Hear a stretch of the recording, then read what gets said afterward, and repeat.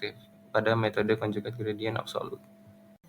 Oke, baik, lanjut ke bagian pembahasan. Jadi pada pengamatan logam terdapat warna merah pekat di bagian tengah. Ini ditunjukkan pada semua metode. Nah, hal tersebut ini menandakan konduktivitas logam yang baik karena logam merupakan konduktor. Jadi kalau misalnya konduktor ini di sini nanti akan berwarna merah pekat, sedangkan kalau isolator ini akan berwarna biru pekat. Nah, sedangkan pada plastik ini pengamatan menunjukkan warna biru gelap di bagian pinggir atau contohnya seperti yang dijelaskan sebelumnya bagian total variation. Nah, hal tersebut menandakan konduktivitas plastik yang nggak baik karena plastik ini sendiri kan merupakan isolator dan penempatan itu juga udah sesuai sama peletakan pada praktikum yang saat kita lakukan. Nah, terus juga pada betis sendiri diamati perbedaan saat kontraksi, saat otot berkontraksi dan otot relaksasi. Nah, saat kontraksi otot hasil rekonstruksi akan menunjukkan warna merah pekat di sekeliling elektroda karena kalau saat kontraksi sendiri kan ototnya semuanya bekerja. Nah, contoh yang bisa dilihat secara jelas itu pada metode conjugate gradient absolute dan one step cos Newton tanpa referensi. Nah, sedangkan kalau data relaksasi otot, hasil rekonstruksinya akan menunjukkan warna biru gelap di bagian belakang. Nah, di bagian belakang ini, kenapa di bagian belakang? Karena di bagian belakang ini ototnya relaksasi di bagian betisnya.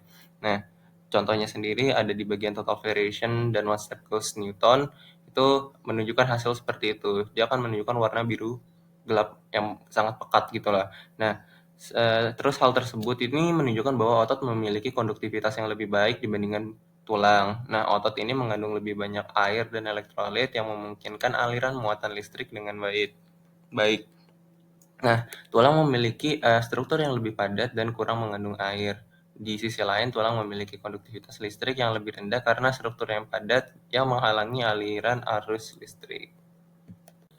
Oke, baik. Jadi kesimpulan pada praktikum EIT kali ini yang pertama, cara kerja electrical impedance tomography atau EIT ini melibatkan penggunaan elektroda yang ditempatkan pada sisi wadah elektroda atau sekeliling permukaan tubuh pasien. Dan arus listrik rendah dari analog discovery nanti akan dikirimkan melalui elektroda ini ke dalam jaringan yang ingin direkonstruksi atau diimajinasikan. Selanjutnya, potensial listrik juga akan diukur oleh modul EIT dan diproses oleh komputer atau laptop. Nah, berdasarkan data potensial dan arus listrik bergerak melalui objek atau jaringan tubuh, komputer melakukan rekonstruksi citra. Nah, citra ini menampilkan distribusi impedansi listrik dalam area organ atau objek yang sedang diamati. Lalu akan dihasilkan visualisasi citra hasil rekonstruksi dalam bentuk gambar 2 dimensi pada komputer, yaitu melalui software MATLAB. Nah, selanjutnya pengaruh perubahan hyperparameter dan frekuensi terhadap hasil rekonstruksi citra dalam electrical impedance tomography atau EIT ini sangat signifikan dan mempengaruhi akurasi serta kualitas citra yang dihasilkan. Semakin tinggi hyperparameternya, maka resolusi semakin tinggi. Lalu akurasi juga semakin baik, sensitifnya semakin lebih tinggi juga, serta waktu komputasi akan cenderung lebih lama karena akan lebih teliti lagi. Semakin tinggi frekuensi, maka kemampuan penetrasi semakin rendah, data lebih akurat, dan noise yang dihasilkan lebih tinggi.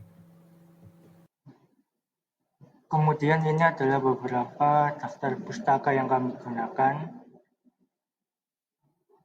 Kemudian untuk lampiran, untuk gambar pertama ini merupakan laporan sementara yang kami dapatkan dari hasil praktikum. Sedangkan untuk gambar kedua merupakan gambar pemasangan elektroda pada bagian betis. Sekian presentasi dari kelompok kami. Assalamualaikum warahmatullahi wabarakatuh.